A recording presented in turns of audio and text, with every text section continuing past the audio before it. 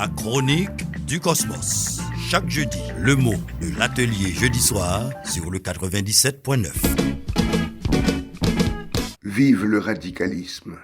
Cela peut faire rire de voir la facilité avec laquelle on accuse les progressistes d'être trop radicaux concernant la situation haïtienne. Il faut accepter ça.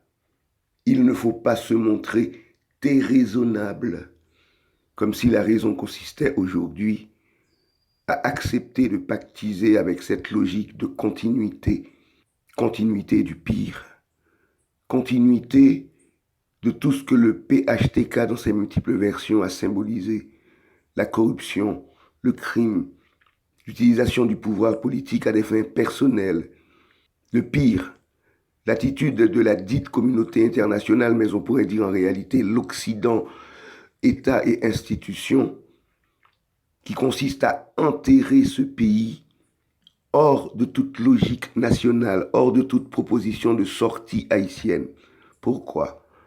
Parce qu'ils ont mis de l'argent dans des parodies d'élections, parce qu'il faut faire semblant, il faut faire comme si la démocratie dite formelle fonctionne en Haïti. Alors, la communauté internationale, le PHTK, les politiciens prêts à tout pour avoir une once de pouvoir, ne sont-ils pas radicaux dans leurs attitudes ? Et l'on voudrait qu'en face, celles et ceux qui veulent que ce pays devienne ou redevienne maître de lui-même, s'orientent vers plus d'égalité et de justice sociale, baissent les bras. On voudrait qu'ils fassent semblant d'être d'accord avec tout ce qui se trame contre le pays. Quand ils s'opposent à cette continuité du pire, on les accuse d'être radicaux, trop radicaux. Et pourtant, l'on voit combien la réaction se radicalise. Les choix éditoriaux de certains médias, les propositions politiques de certaines formations politiques, on voit ce désir chez la réaction de garder les choses telles qu'elles sont, ou de les ramener à ce qu'elles étaient avant, une bonne petite exploitation tranquille de la population, une bonne petite direction politique tranquille des affaires d'État à leur unique profit. Non, l'heure, au contraire, est au radicalisme.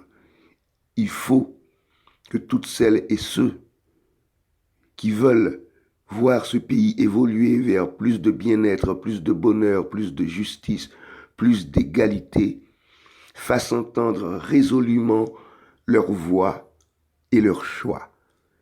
Nous vivons une heure très grave, nous vivons une heure qui demande à ce qu'il soit clair, ceux qui veulent l'avenir, ceux qui veulent maintenir les choses telles qu'elles ont été, ceux qui veulent du bien-être pour ce peuple, enfin, et ceux qui veulent le maintenir dans sa misère, sa pauvreté et la violation permanente de ses droits civils et politiques. La chronique du cosmos. Chaque jeudi, le mot de l'atelier jeudi soir sur le 97.9.